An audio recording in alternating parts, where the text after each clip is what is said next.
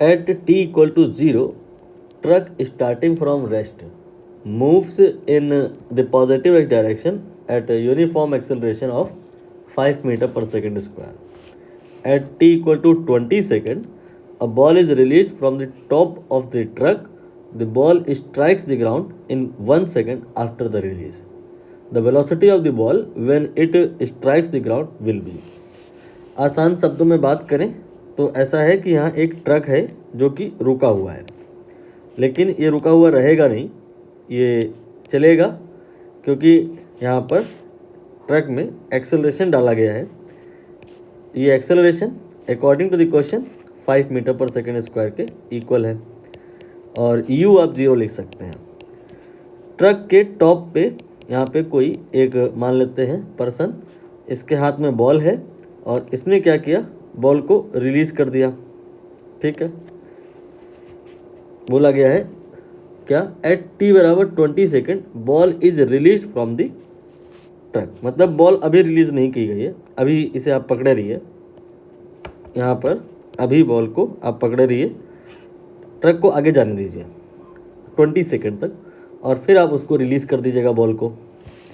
तो 20 सेकेंड के बाद इस ट्रक में कुछ वेलोसिटी आ जाएगी। वो वेलोसिटी ट्रक की भी होगी, बॉल की भी होगी और इस पर्सन की भी होगी, लेकिन फिर बॉल रिलीज़ हो जाएगी। तो जब रिलीज़ हो जाएगी तो बॉल का जो मोशन होगा वो अंडर ग्रेविटी होने लग जाएगा। तो कहा गया है कि 1 सेकेंड बाद after the release ball ground को हिट करी है, बताना है कि कितनी वेलोसिटी से वो हिट करेगी। क्लियर हुआ? तो अभी हम 0 से 20 सेकेंड तक का मोशन डील करेंगे। 20 सेकेंड में जो ट्रक है आपका, जो अभी यहाँ है, कहीं यहाँ पहुँच जाएगा। सपोज़ करिए ये आपका ट्रक है जो कि मैंने यहाँ पहुँचा दिया। ठीक है, क्या हो जाएगी इसकी वेलोसिटी इस जगह पे? इसको निकालने के लिए हम फॉर्मूला अप्लाई कर सकते हैं, v equal to u plus a t. U तो 0 है, a इंटू टी अप्लाई हो जाएगा। a की वैल्यू 5 है और t की वैल्यू 20 है। So we can say that after 20 second truck की जो वेलोसिटी है that will be 100 metre per second. यही वेलोसिटी इस पर्सन की भी होगी और इसके हाथ में जो बॉल है उसकी भी होगी।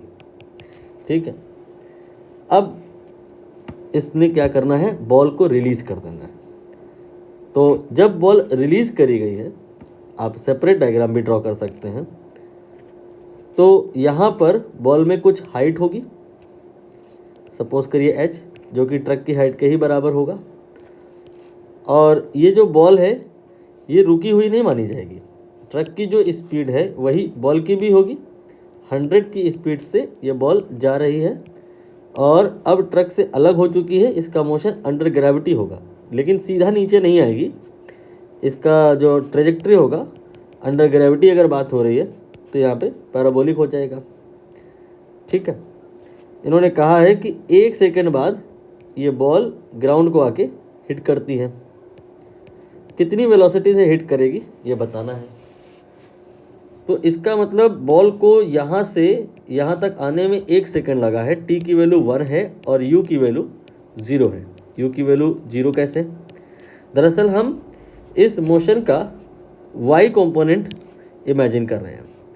तो इसकी जो स्पीड है, यह जो 100 लिखे हो आप, ये x डायरेक्शन में है, y कंपोनेंट यहाँ पर नहीं है। सो जो u होगा, प्रिसाइसली कहें तो u y, ये 0 होगा। And acceleration due to gravity ये y डायरेक्शन में होता है, ए वाई। ये प्लस में ले लिया मैंने 10 metre per second square. Plus में इसलिए लिया क्योंकि वो कन्वेंशन हम फॉलो नहीं कर रहे हैं जिसमें आप ऐसा बोलते हो कि नीचे की डायरेक्शन में क्वांटिटीज नेगेटिव होती है। नो, सिंपल यहाँ पर बात हो रही है 9वीं क्लास में जो आप पढ़ते हो कि अगर एक्सेलरेशन है, स्पीड बढ़ रही है तो एक्सेलरेशन पॉजिटिव होगा, स्पीड जब घटेगी दैट टाइम नेगेटिव होगा। अभी स्पीड बढ़ रही है तो मैंने पॉजिटिव एक्सेलरेशन लिया और अब हम यहाँ से v निकालेंगे। तो जो v निकालेंगे वो वी वाई होगा, v u a T.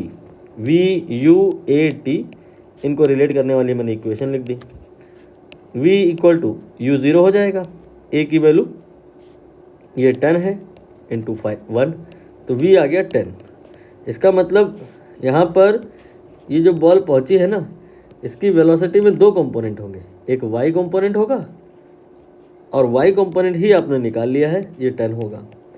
X component भी तो होगा, वो जितना पहले था उतना ही हर जगह भी होगा। यहाँ हर जगह x component 100 metre per second होगा। तो यहाँ पर जो वेलोसिटी अगर हम वेक्टर फॉर्म में बात करें तो कितना हो जाएगा, 100 i cap then 10 and minus j cap.